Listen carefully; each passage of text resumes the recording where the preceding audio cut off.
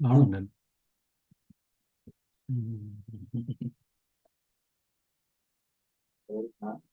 ഹരേ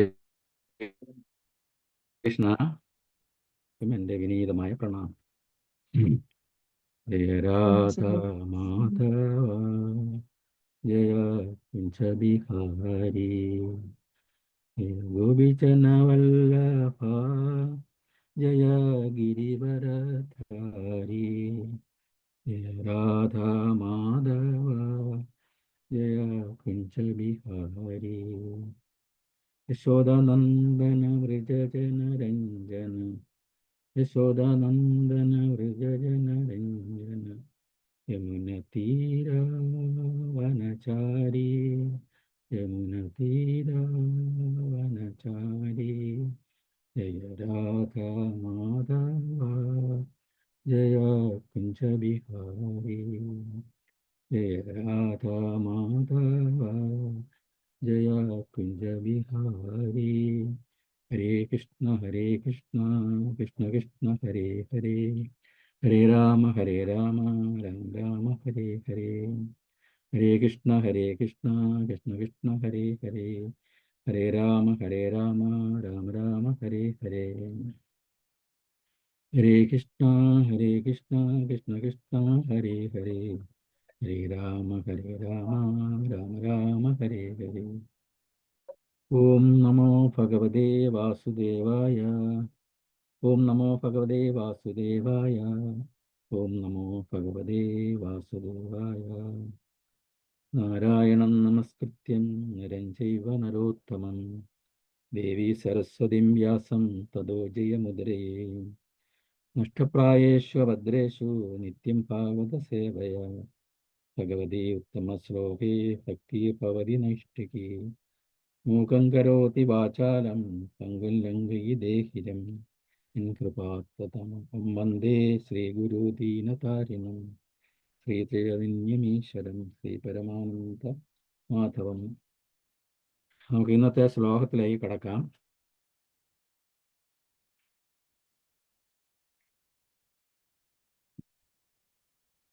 ഭാഗവതത്തിലെ 1-ാം സ്കന്ധത്തിലെ 9-ാം അധ്യായത്തിലെ 12-ാമത്തെ ശ്ലോകമാണ് നമുക്കിവിടെ ചർച്ച ചെയ്യാൻ പോകുന്നത്.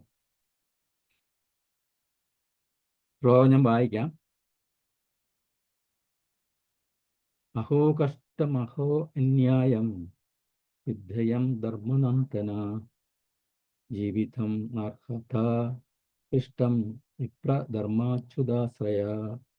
അഹോ കഷ്ടം അഹോ അന്യായം വിദ്ധയം ധർമ്മനന്ദന ജീവിതം നാർഹത ഇഷ്ടം വിപ്രധർമാച്യുതാശ്രയ. അഹോ കഷ്ടം അഹോ അന്യായം വിദ്ധയം ധർമ്മനന്ദന ജീവിതം നാർഹത ഇഷ്ടം വിപ്രധർമാച്യുതാശ്രയ. വാക്കർത്ഥം വായിക്കാം.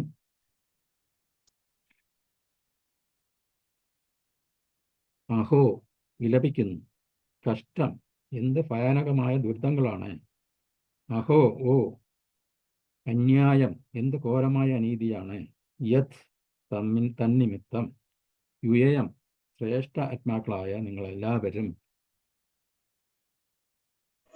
ധർമ്മനന്ദന ധർമ്മരൂപം പൂണ്ട നന്ദന്മാരാകുന്നു. ജീവിതം ജീവനോടെ ഇരിക്കാനായി ന ഒരിക്കലും അർഹത അർഹിക്കുന്നു. ക്ലിഷ്ടം വൃഥ വിപ്ര ബ്രാഹ്മണൻ ധർമ്മ ധർമ്മനിഷ്ഠ അച്യുത ഭഗവാൻ ആശ്രയ സംരക്ഷിക്കപ്പെടുകയാണ്. ശ്ലോകത്തിന്റെ വിവർത്തനം ഭാവാർത്ഥം ശ്രീലപ്രഭുവാർക്ക് ജയ്. ഭീഷ്മദേവൻ വിലപിച്ചു, ഓ എന്ത് ഭയാനകങ്ങളായ ദുരിതങ്ങളും ഘോരമായ അനീതിയുമാണ് പരിശുദ്ധാത്മാക്കളും ധർമ്മിഷ്ഠരുമായ നിങ്ങൾക്ക് അനുഭവിക്കേണ്ടി വന്നത്. അത്തരം കൊടിയ ദുരിതങ്ങൾ ജീവിച്ചിരിക്കുവാൻ നിങ്ങൾക്ക് സാധ്യമാകുമായിരുന്നില്ല. എന്നാൽ ബ്രാഹ്മണരാലും ഭഗവാനാലും ധർമ്മത്താലും നിങ്ങൾ സംരക്ഷിക്കപ്പെട്ടു. വിവർത്തനം ഒരിക്കൽ കൂടെ വായിക്കാം. ഭീഷ്മദേവൻ വിലപിച്ചു, ഓ, എന്ത് ഭയാനകങ്ങളായ ദുരിതങ്ങളും ഘോരമായ അനീതിയുമാണ് പരിശുദ്ധാത്മാക്കളും ധർമ്മിഷ്ഠരുമായ നിങ്ങൾക്ക് അനുഭവിക്കേണ്ടി വന്നത്. അത്തരം കൊടിയ ദുരിതങ്ങൾ അതിജീവിച്ച് ജീവിച്ചിരിക്കുവാൻ നിങ്ങൾക്ക് സാധ്യമാകുമായിരുന്നില്ല. എന്നാൽ ബ്രാഹ്മണരാലും ഭഗവാനായാലും ധർമ്മത്താലും നിങ്ങൾ സംരക്ഷിക്കപ്പെട്ടു. ഭാവാർത്ഥം: കുരുക്ഷേത്ര യുദ്ധത്തിലെ അതിഭയങ്കരവും വിപുലവുമായ കൂട്ടക്കുരുതിയിൽ മഹാരാജാവ് യുധിഷ്ഠിരൻ ഉത്കണ്ഠകുലനെന്ന് ഗ്രഹിച്ച ഭീഷ്മദേവൻ ആദ്യമായി തന്നെ മഹാരാജാവ് യുധിഷ്ഠിരന് അനുഭവിക്കേണ്ടി വന്ന കഷ്ടങ്ങളെക്കുറിച്ച് സംസാരിച്ചു. അദ്ദേഹം വിഷമതകളാൽ തള്ളപ്പെട്ടത് അനീതിയിലാണ്. എന്നാൽ കുരുക്ഷേത്ര യുദ്ധം നടത്തപ്പെട്ടത് ഈ അനീതിക്കെതിരായിട്ടാണ്. ബ്രാഹ്മണരായാലും ഭഗവാനായാലും ധർമ്മതത്വങ്ങളാലും അവർ സംരക്ഷിക്കപ്പെട്ടിരുന്നുവെന്ന് പ്രത്യേകം ചൂണ്ടിക്കാട്ടുവാൻ അദ്ദേഹം ആഗ്രഹിച്ചു. ഈ 3 പ്രധാന വിഷയങ്ങളാൽ സംരക്ഷിക്കപ്പെടുന്നിടത്തോളം കാലം അവർക്ക് നിരാശപ്പെടേണ്ടതായിട്ടില്ല. ഇപ്രകാരം മഹാരാജാവ് യുധിഷ്ഠിരന്റെ വിഷണ്ണതയെ അകറ്റിക്കളയാൻ ഭീഷ്മദേവൻ പ്രചോദനം നൽകി. ഉത്തമ വിശ്വാസത്തോടുകൂടി യോഗ്യരായ ബ്രാഹ്മണരാലും വൈഷ്ണവരാലും നയിക്കപ്പെടുകയും ബ്രഹ്മതത്വങ്ങൾ കർശനമായി അനുഷ്ഠിക്കുകയും ചെയ്ത് ഭഗവത് ഇച്ഛയുമായി പരിപൂർണമായി സഹകരിക്കുന്നിടത്തോളം കാലം ജീവിത സാഹചര്യങ്ങൾ എന്തുതന്നെ ആയാലും ഒരാൾ നൈരാശ്യപ്പെടുന്നതിന് യാതൊരു കാരണവുമില്ല. പ്രാമാണിക പരമ്പരയിലെ ഒരാളെന്ന നിലയിൽ ഈ കേന്ദ്ര ആശയത്തെ പാണ്ഡവരോട് എടുത്തു പറയാൻ ഭീഷ്മദേവൻ ആഗ്രഹിച്ചു.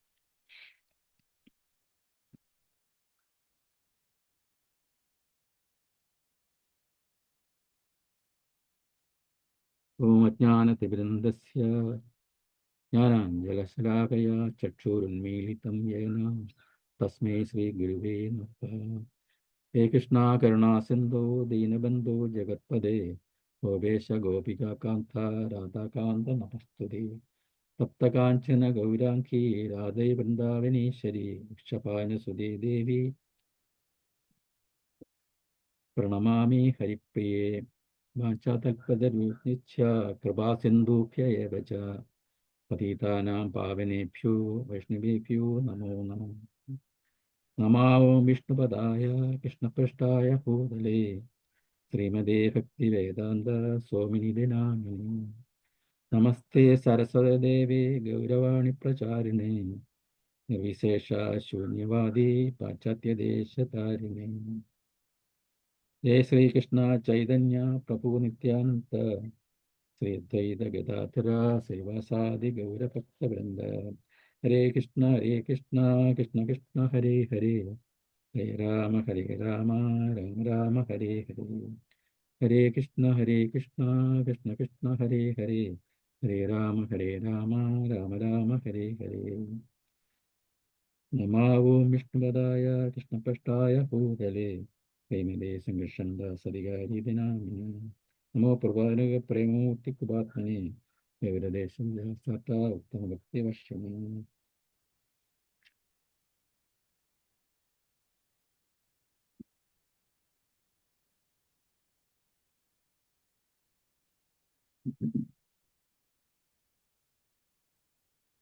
മഹാഭാരത യുദ്ധം കഴിഞ്ഞ്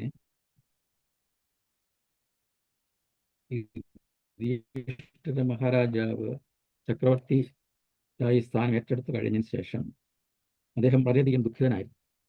ഈ കൂട്ടക്കുരുതി ഉണ്ടായതിൽ അദ്ദേഹം കുറ്റബോധത്താൽ ദുഃഖം താങ്ങാനാവാതെ ഇരിക്കുന്ന അവസ്ഥയിലാണ് ഭഗവാൻ ആഗ്രഹപ്രകാരം യുധിഷ്ഠിര മഹാരാജാവ് സഹോദരന്മാരും ഭീഷ്മദേവനെ കാണാൻ അദ്ദേഹത്തിൻ്റെ അന്ത്യനിമിഷങ്ങളിൽ തങ്ങൾക്ക് നൽകാൻ പോകുന്ന ഉപദേശം ഏറ്റുവാങ്ങാനാണ് ഈ യാത്ര.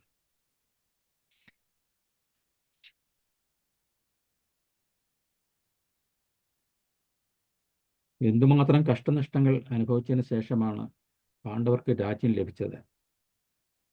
ഈ ഭൗതിക ലോകത്ത് എല്ലാം നടക്കുന്നത് ത്രിഗുണങ്ങളെ ആശ്രയിച്ചാണ്. സാധാരണഗതിയിൽ നമ്മൾ ഒരു കാര്യം ചെയ്താൽ അത് വിജയത്തിൽ എത്തിയാൽ അതിൻ്റെ യശസ് അല്ലെങ്കിൽ അതിൻ്റെ പ്രശസ്തി മറ്റാർക്കും പങ്കുവയ്ക്കാതെ സ്വയം ഏറ്റെടുക്കുകയാണ് നമ്മുടെ പതിവ്. എന്നാൽ അത് പരാജയമായാൽ അതിൻ്റെ എല്ലാ കുറ്റങ്ങളും താഴെയുള്ള ആളുകളുടെ മേൽ ചാർത്തി അതിൽ നിന്ന് രക്ഷപ്പെടുകയും ചെയ്യും. ഇത് സാധാരണയായി നമുക്ക് ജീവിതത്തിൽ കണ്ടുകൊണ്ടിരിക്കുന്ന ഒരു കാര്യമാണ്. എന്നാൽ യുധിഷ്ഠിരൻ അതുപോലെയുള്ള ഒരാളല്ല. അദ്ദേഹം എപ്പോഴും നന്മ മാത്രം ചിന്തിക്കുകയും അത് പ്രവർത്തിക്കുകയും ചെയ്യുന്ന ശ്രേഷ്ഠനായ വ്യക്തിയാണ്. അദ്ദേഹം ധർമ്മരാജന്റെ പുത്രനാണ്. അദ്ദേഹം ചെയ്യുന്ന പ്രവൃത്തിയുടെ പൂർണ്ണ ഉത്തരവാദിത്തം അദ്ദേഹം തന്നെ സ്വയം ഏറ്റെടുക്കുന്നതാണ് പതിവ്. അത് കാരണം ഈ ഘോര വിപത്തിനൊക്കെ കാരണം ഞാൻ തന്നെയാണെന്ന് പറഞ്ഞ് വിഷമിക്കുകയാണ്.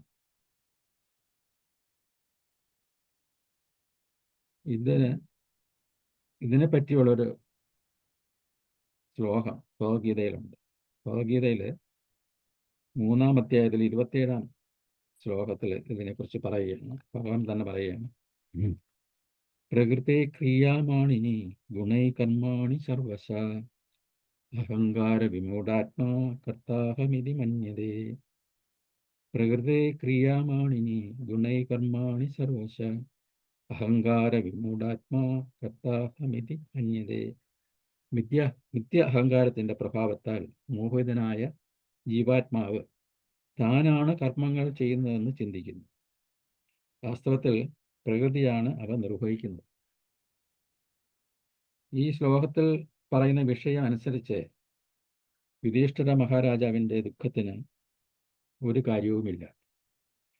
കാരണം കുരുക്ഷേത്ര യുദ്ധം തന്നെ ഭഗവാന്റെ ഇച്ഛയ്ക്ക് അനുസരിച്ചാണ് നടക്കുന്ന സംഭവമാണ്.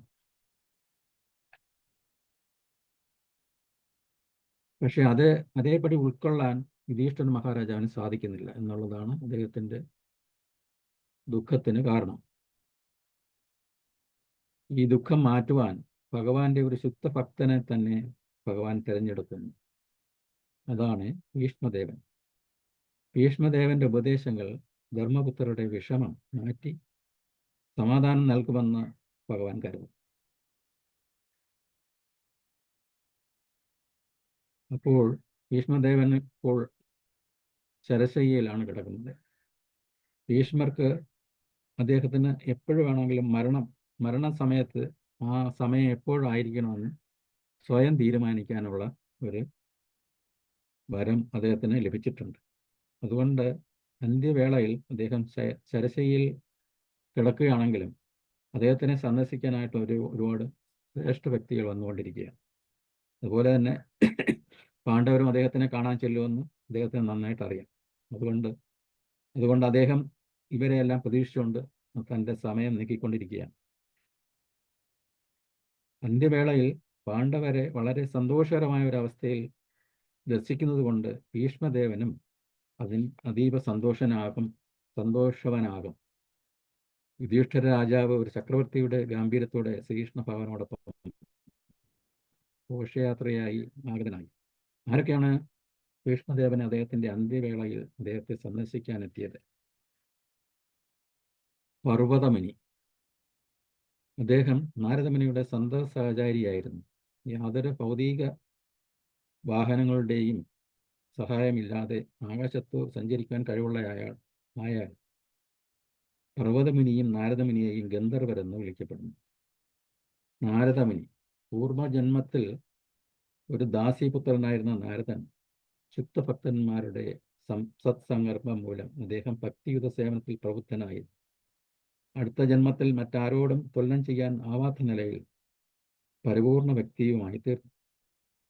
ബ്രഹ്മദേവന്റെ പുത്രനായ അദ്ദേഹം ആ പരമ്പരയിലെ ശിഷ്യശ്രേണി അദ്ദേഹത്തിൽ നിന്നാണ് വിസ്തൃതമായത്. പ്രഹ്ലാദ മഹാരാജാവ്, ധ്രുവ മഹാരാജ തുടങ്ങിയ അനേകം ശ്രേഷ്ഠരുടെ ഗുരുവും കൂടിയാണ് നാരദമുനി. ഇനി ധൗമ്യൻ, പാണ്ഡവ രാജാക്കന്മാരുടെ രാജഗുരുവായ മുനി. പാണ്ഡവർ ഓരോരുത്തരും അദ്ദേഹത്തിന്റെ ഉപദേശങ്ങൾ എപ്പോഴും ശ്രദ്ധാപൂർവം അനുസരിച്ചിരുന്നു. പാണ്ഡവരുടെ അജ്ഞാത വാസക്കാലത്ത് അദ്ദേഹത്തിന്റെ നിർദ്ദേശപ്രകാരമാണ് പാണ്ഡവർ പ്രവർത്തിച്ചിരുന്നത്.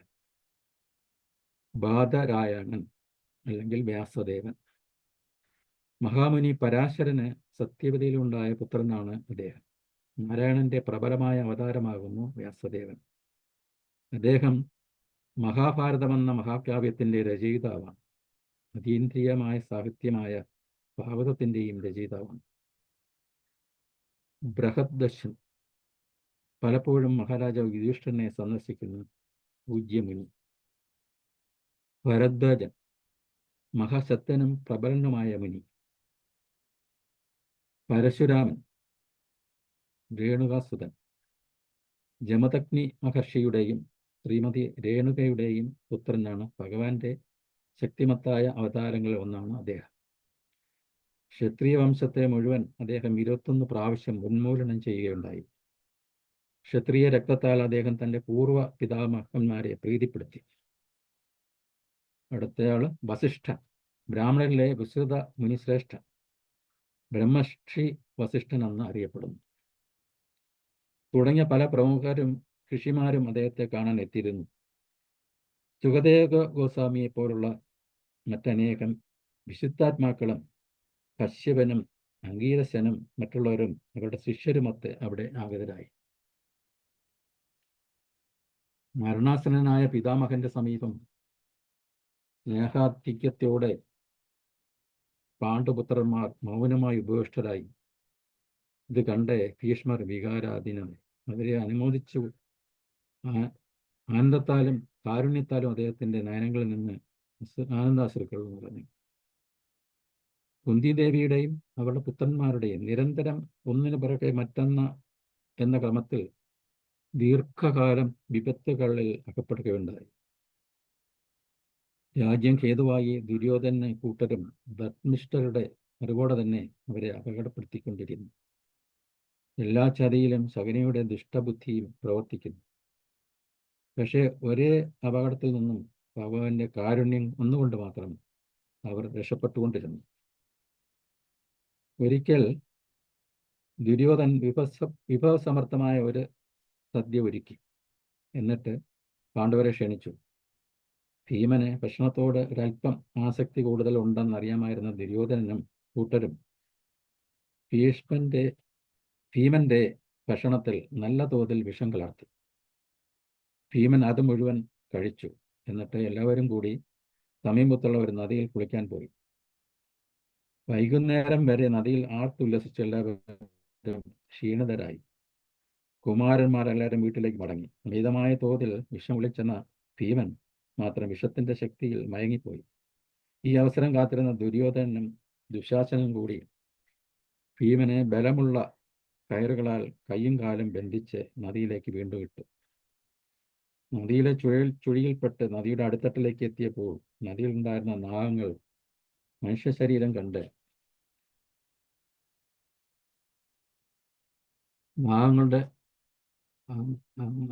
കണ്ട് ഭീമനെ ആക്രമിക്കാൻ ശ്രമിച്ചു. നാഗങ്ങളുടെ വിഷം ഉള്ളിൽ ചെന്നപ്പോൾ നേരത്തെ കഴിച്ചിരുന്ന വിഷം നിർവീര്യമായി. അങ്ങനെ ഭീമനെ ഉണർന്ന് തന്നെ ബന്ധിച്ചിരുന്ന കയറുകൾ പൊട്ടിച്ചു മാറ്റി. ഈ ബഹളത്തിനിടയിൽ കുറെ നാഗങ്ങൾ ഭീമസേനന്റെ ചവിട്ടുകൊണ്ട് കാലപുരിയിലേക്ക് പോയി. എല്ലാ നാഗങ്ങളും കൂടി ഈ സംഭവം നാഗങ്ങളുടെ രാജാവായ വാസുകിയുടെ സമീപത്ത് ചെന്ന് അറിയിച്ചു. ഉടനെ തന്നെ വാസുകി മനുഷ്യവേഷം ധരിച്ച് ഭീമനെ കാണാനെത്തി. കൂടെ നാഗശ്രേഷ്ഠനായ അർക്കയും ഉണ്ടായിരുന്നു. അർക്ക പണ്ട് മനുഷ്യകുലത്തിൽ ജനിച്ച ആളാണ്. അദ്ദേഹം കുന്തിയുടെ ഒരു അടുത്ത ബന്ധു കൂടിയായിരുന്നു. രണ്ടുപേർക്കും ഭീമനെ കണ്ടപ്പോൾ തന്നെ സന്തോഷമായി. അർക്ക പറഞ്ഞു, ഭീമന് വിഷം ഏൽക്കാതിരിക്കാനുള്ള ഒരു പ്രത്യേക രസം അവിടെ ഉണ്ടായിരുന്നു. അത് ഭീമന് പാനം ചെയ്യാൻ കൊടുക്കാമെന്ന് പറഞ്ഞു. അതിൽ ഒരു കുടം കുടിക്കുമ്പോൾ തന്നെ 1000 ആനകളുടെ ശക്തി ഭീമന് കിട്ടും. പക്ഷെ ഭീമൻ 8 കുടം കുടിച്ചു. അങ്ങനെ 10000 ആനകളുടെ ശക്തി കിട്ടിയ ഭീമൻ അതിൻ്റെ മത്ത് മൂലം അവിടെ കിടന്ന് ഉറക്കത്തിലായി. 8 ദിവസം ഉറങ്ങിയ ഭീമൻ ഉണർന്നപ്പോൾ അദ്ദേഹത്തിന് അടുത്തുള്ള ഒരു വിശേഷപ്പെട്ട നദിയിൽ കൊണ്ടുപോയി സ്നാനം ചെയ്യിച്ചു. വിശേഷപ്പെട്ട വസ്ത്രങ്ങളും എല്ലാം ധരിപ്പിച്ച് അദ്ദേഹത്തിനെ തിരിച്ച് വീട്ടിലേക്ക് പോകാൻ പറഞ്ഞ് യാത്രയാക്കി. ഭീമൻ തിരിച്ച് വീട്ടിലെത്തിയപ്പോൾ കുന്തിദേവിയും മറ്റു 4 സഹോദരങ്ങളും അതീവ ദുഃഖിതരായിരിക്കുന്നത് കണ്ടു. വിദുരർ അവരെ സമാധാനപ്പെടുത്തിക്കൊണ്ടിരിക്കുകയായിരുന്നു. കുന്തിയുടെ മക്കൾ ദീർഘായുസ്സുള്ളവരാണ്. വാസുദേവ എന്ന് വാസുദേവൻ പറഞ്ഞിട്ടുണ്ട്. ഭീമൻ തിരിച്ചു വരുമെന്ന് പറഞ്ഞ് സമാധാനിപ്പിച്ചുകൊണ്ടിരിക്കുകയായിരുന്നു. 9-ാം ദിവസം ഭീമൻ മടങ്ങിയെത്തി. എല്ലാവരും സഹോദരെയും അമ്മയെയും അറിയിച്ചു. പക്ഷേ യുധിഷ്ഠിരൻ എല്ലാവരോടും സമചിത്തതയോടെ ഇരിക്കാൻ ആവശ്യപ്പെട്ടു. ആദ്യത്തെ തൻ്റെ ഉദ്യമം പരാജയപ്പെട്ടെന്ന് അറിഞ്ഞ് വീണ്ടും കൂടുതൽ വിഷം ചേർത്ത് ഭീമന് വേണ്ടി സദ്യ ഒരുക്കി. ധൃതരാഷ്ട്രർക്ക് ഒരു ദാസിയിൽ ജനിച്ച യുയുത്സുവിന് പാണ്ഡവരോട് ആയിരുന്നു കൂടുതൽ അടുപ്പം. അദ്ദേഹം വിവരം ഭീമനെ അറിയിച്ചു. പക്ഷേ ഭീമൻ ഭയന്നില്ല. ദുര്യോധനന്റെ മുന്നിൽ വെച്ച് തന്നെ ആഹാരം കഴിച്ചു. നാഗന്മാരുടെ പ്രത്യേക പാനീയം കഴിച്ചതിനാൽ വിഷം ഭീമനെ അല്പം പോലും ബാധിച്ചില്ല. ഇതുപോലെ കുന്തിദേവിക്കും മക്കൾക്കും താമസിക്കാനായി ദുര്യോധനൻ അവരുടെ കൂട്ടാളികളും ചേർന്ന് ഗൂഢാലോചന നടത്തി ഒരു കൊട്ടാരം ഉണ്ടാക്കി. ഒരു കൊട്ടാരം ഉണ്ടാക്കി കൊടുക്കാമെന്ന് വേചാന പെട്ടെന്ന് തീ പിടിക്കാൻ സാധ്യതയുള്ള രാസപദാർത്ഥങ്ങൾ ചേർത്ത് ഒരു കൊട്ടാരം നിർമ്മിച്ചു. എന്നിട്ട് കുന്തിദേവിയെയും 5 മക്കളെയും അവിടെ കൊണ്ട് താമസിപ്പിക്കാൻ ശ്രമിച്ചു. രഹസ്യ വിവരമറിഞ്ഞ വിദുരർ തീപിടുത്തം ഉണ്ടായാൽ ഇവർക്ക് രക്ഷപ്പെടുന്നതിന് പ്രത്യേക ടണൽ രഹസ്യമായി നിർമ്മിച്ചു. അരക്കല്ലം എന്ന പിൽക്കാലത്ത് അറിയപ്പെട്ട ഈ കൊട്ടാരം ദുര്യോധനന്റെ നിർദ്ദേശപ്രകാരം അഗ്നിക്കിരയാക്കി. പക്ഷേ നിമിഷ നേരം കൊണ്ട് തന്നെ പാണ്ഡവർ എല്ലാം രഹസ്യമായി നിർമ്മിച്ചിരുന്ന സുരക്ഷാ വഴിയിലൂടെ പുറത്ത് എത്തി രക്ഷപ്പെട്ടു. ദുഃഖാർത്ഥനായ ഭീഷ്മ പിതാമഹന്റെ ചെവിയിൽ ഈ രഹസ്യ വിവരം വിദുരർ പറഞ്ഞപ്പോൾ അദ്ദേഹത്തിന്റെ ദുഃഖം മാറി. ഇതെല്ലാം തന്നെ ഭഗവാന്റെ കൃത്യസമയത്തുള്ള ഇടപെടലാണെന്ന് പാണ്ഡവർക്കും ഭീഷ്മർ, വിദുരർ എന്നിവർക്കും മനസ്സിലായി. ഭീഷ്മ പിതാമഹൻ 12 മഹാജനങ്ങളിൽ ഒരാളാണ്. ഈ 12 മഹാജനങ്ങൾ ആരൊക്കെയാണെന്ന് നോക്കാം.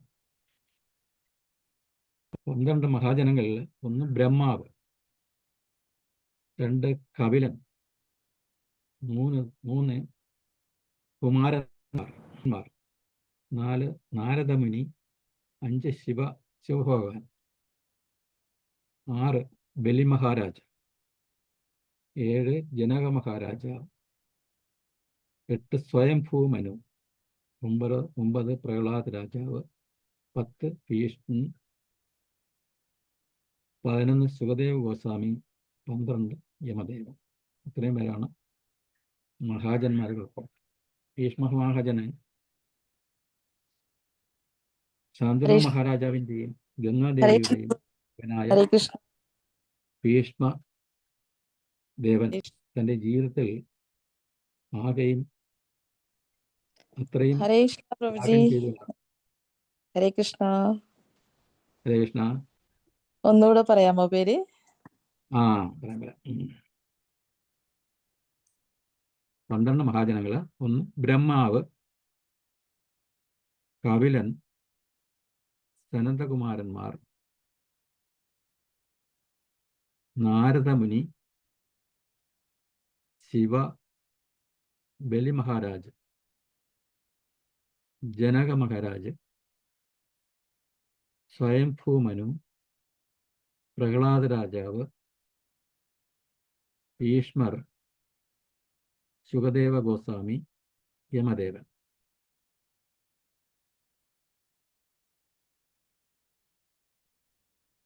ഭീഷ്മർ തൻ്റെ ജീവിതത്തിൽ ആകെയും ത്യാഗം ചെയ്തുകൊണ്ടാണ് ജീവിച്ചിരുന്നത്. മറ്റുള്ളവരുടെ ജീവിതം സുഖകരമാക്കാനും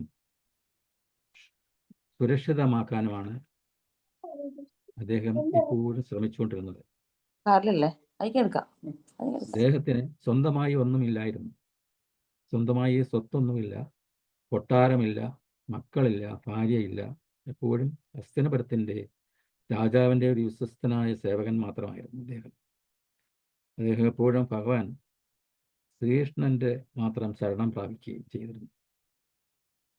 ഭീഷ്മദേവനാണ് കുന്തിയുടെയും പാണ്ഡുവിൻ്റെയും കല്യാണം നടത്തിയത്. ശരീരം മുഴുവൻ ശരങ്ങൾ തറച്ച് കൊണ്ട് തന്നെ ശരീരം മുഴുവൻ ശരങ്ങൾ തറച്ചിരിക്കുന്ന അവസ്ഥയിലും ശരങ്ങൾ കൊണ്ട് തന്നെ അദ്ദേഹം ഒരു ശരശയ്യ നിർമ്മിച്ചു തരാൻ അർജുനോട് ആവശ്യപ്പെടുകയും ചെയ്തു. അർജുനാണ് അദ്ദേഹത്തിന് ശരശയ്യ ഉണ്ടാക്കി കൊടുത്തത്.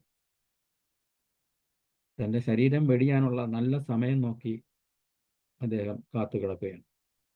ഭീഷ്മദേവൻ ഈ സമയത്ത് പലരും അദ്ദേഹത്തിനെ കൊണ്ട് അനുഗ്രഹം വാങ്ങാൻ പോകുന്നുണ്ട്. പക്ഷേ കുന്തിദേവിയെയും പാണ്ഡവരെയും കണ്ട് ഭീഷ്മർക്ക് തൻ്റെ സന്തോഷം കൊണ്ട് കണ്ണുനീർ ധാരധാരയായി പ്രവഹിക്കുകയാണ്. ഇത്രയും നാളും കൊടിയ യാതനകൾക്ക് ശേഷം ഇനിയുള്ള നാളുകളെങ്കിലും സന്തോഷം നിറയട്ടെ എന്ന് അദ്ദേഹം ആഗ്രഹിക്കുന്നു.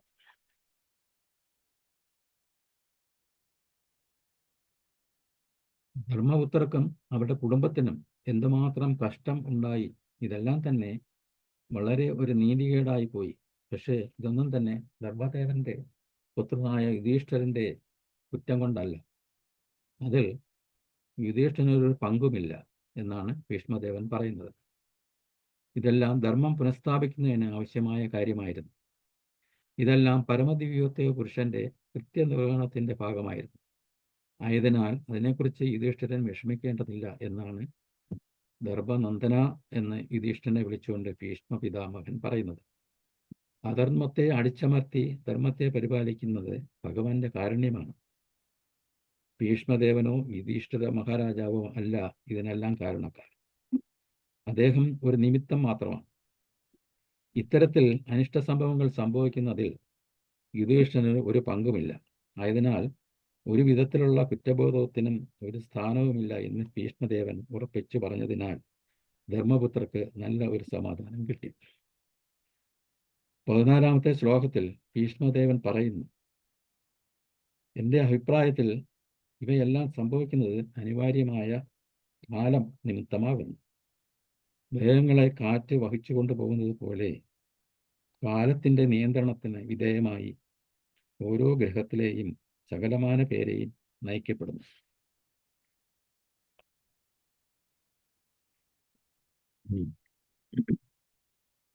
ഈ ശ്ലോകത്തിന്റെ ഭാവാർത്ഥത്തിൽ ശ്രീലപ്രഭാതർ പറയുന്നത് പോലെ ഉത്തമ വിശ്വാസത്തോടു കൂടിയ യോഗ്യരായ ബ്രാഹ്മണരാലും വൈഷ്ണവരാലും നയിക്കപ്പെടുകയും ധർമ്മതത്വങ്ങൾ കർശനമായി അനുഷ്ഠിക്കുകയും ചെയ്യുന്ന ഭഗവത് ഇച്ഛയുമായി പരിപൂർണമായി സഹകരിക്കുന്നിടത്തോളം കാലം ജീവിത സാഹചര്യത്തിൽ എന്തു തന്നെ ആയാലും ഒരാൾ നൈരാശ്യപ്പെടുന്നതിന് യാതൊരു കാരണവുമില്ല എന്നും അദ്ദേഹം പറയുന്നു.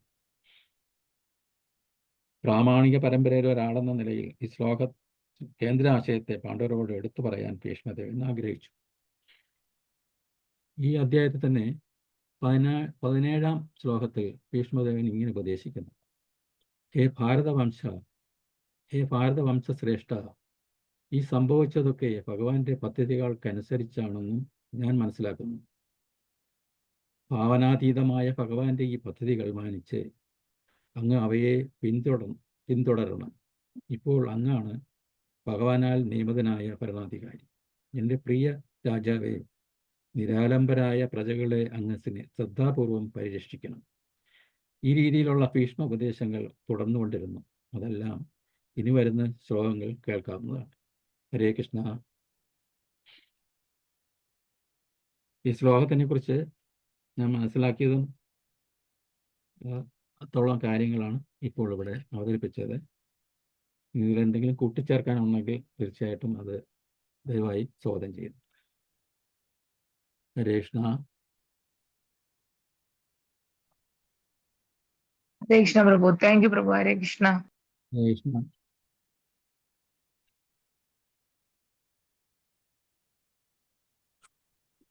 Thank you, Prabhuji. Pranam. Hare Krishna.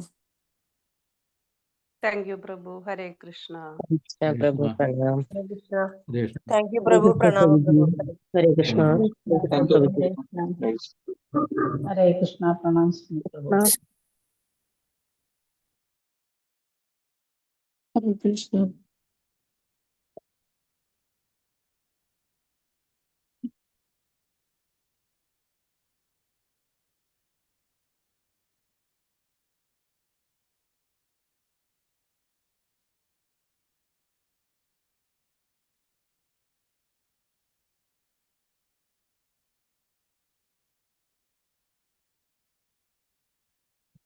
ഹരേ കൃഷ്ണ പ്രഭു. വേറെ ആർക്കും ഡൗട്ട്സ് ഒന്നും ഇല്ലെങ്കിൽ നമുക്ക് ക്ലോസ് ചെയ്യാം പ്രഭു. നിർത്താം മാതാജി. ഹരേ കൃഷ്ണ. നിർത്താം പ്രഭു.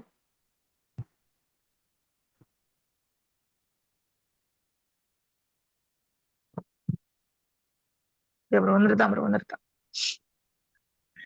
മാതാജി ഹരേ കൃഷ്ണ പ്രഭു.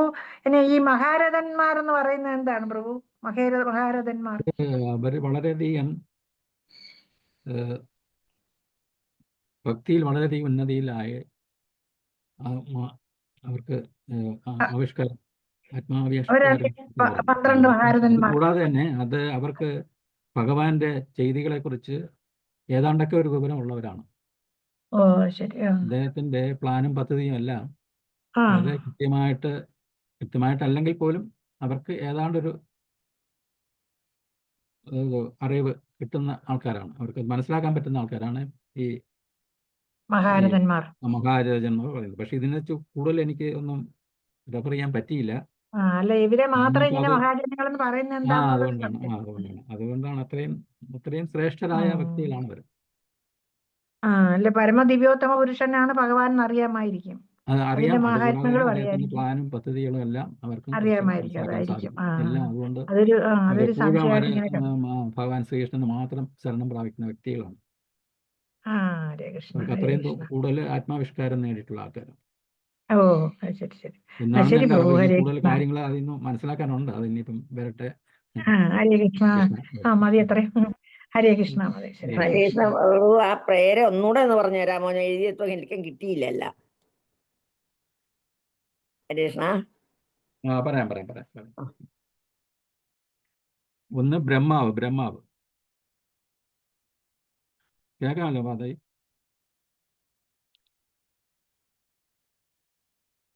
കേൾക്കാമോ മാതാജി? കേക്കാം പ്രഭുജി, കേക്കാം. കേൾക്കാം. ഒന്ന് ബ്രഹ്മാവ്, 2 കപിലൻ, സനതകുമാരന്മാർ, നാരദമുനി, ശിവ, ബലി മഹാരാജാവ്, ജനക മഹാരാജ, സ്വയംഭൂ മനു,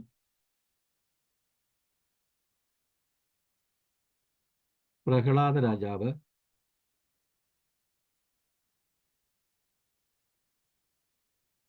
ഭീഷ്മർ, സുഖദേവ ഗോസ്വാമി, യമദേവൻ. ഇത്രയും പേരാണുള്ളത്. ഹരേ കൃഷ്ണ. Thank U പ്രഭുജി. ഹരേ കൃഷ്ണ. ഹരേ കൃഷ്ണ. പ്രണാം പ്രഭുജി.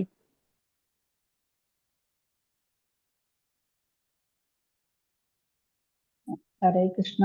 മാതാജി ഇതൊരു ശ്ലോകം മാതിരി അങ്ങനെ നമ്മൾ ചൊല്ലുന്നതാണ്. അത് അങ്ങനെ എഴുതി വെച്ചാൽ മതി. സ്വയംഭൂ നാരദ ശംഭു കുമാരോ കപിലോ മനു പ്രഹ്ലാദ ജനകോ ഭീഷ്മോ ബലിർ വയ്യാസഖി വയം. വയ്യാസഖി എന്ന് പറയുന്നത് സുഖദേവനും വയം എന്ന് പറയുന്നത് ധർമ്മരാജാവാണ്. അങ്ങനെ ശ്ലോകമായിട്ട് തന്നെ ഉണ്ട്. എവിടുന്നാണ് മാതാജി എഴുതുന്നത്? അത് ഭാഗവതത്തില് ഇടയ്ക്കിടയ്ക്ക് എല്ലാ ലെക്ചറിൽ കേൾക്കുന്നതാണ്. ഇടയിലിടയിൽ ഞാൻ അങ്ങനെ ശ്ലോകമായിട്ട് പറയും. അപ്പൊ അതങ്ങനെ ശ്ലോകമായിട്ട് പഠിച്ചു കഴിഞ്ഞാൽ ഈ 12 മെമ്പേഴ്സ് അതിൽ എഴുതിയെടുക്കത്ത് ഗുണം പറഞ്ഞുതരാൻ പ്രയാസമല്ലേ, അതുകൊണ്ടാണ് ഞാൻ ചോദിച്ചതേ. ഉള്ളത് കോട്ട് ചെയ്യാമെന്ന് വിചാരിച്ചിട്ട്. അപ്പൊ പ്രഭു പറയുന്നത് സ്വയംഭൂ എന്ന് പറയുന്നത് ബ്രഹ്മാവാണ്. സ്വയംഭൂ, നാരദ, ശംഭു എന്ന് പറയുന്നത് ശിവൻ, കുമാരോ കുമാരന്മാർ, കപിലോ കപിലമുനി, കുമാരോ കപിലോ മനു. സ്വയംഭൂ മനു ആണ് മനു എന്ന് പറയുന്നത്. പ്രഹ്ലാദനെ പ്രഹ്ലാദോ, ജനകോ, ഭീഷ്മോ, ബലിർ, ബലി മഹാരാജാവ് ബലിർ, വയ്യാസഖി എന്ന് പറയുന്നത് സുഖദേവ ഗോസ്വാമി, വയ്യാസഖി, വയം എന്ന് പറയുന്നത് ധർമ്മരാജാവ്. അല്ല എന്താ പറഞ്ഞ ഭയം വയം. വായാണോ? ആ വ വിയെ വയ്യേയം ആ വയം. ആ അത്രേ ഉള്ളൂ മാതാജി. ഹരേ കൃഷ്ണ. Thank you. 1 2 ആ താങ്ക് യു മാതാജി. ഹരേ കൃഷ്ണ. താങ്ക് യു മാതാജി. പ്രണാം പ്രഭു. ഹരേ കൃഷ്ണ. Thank U.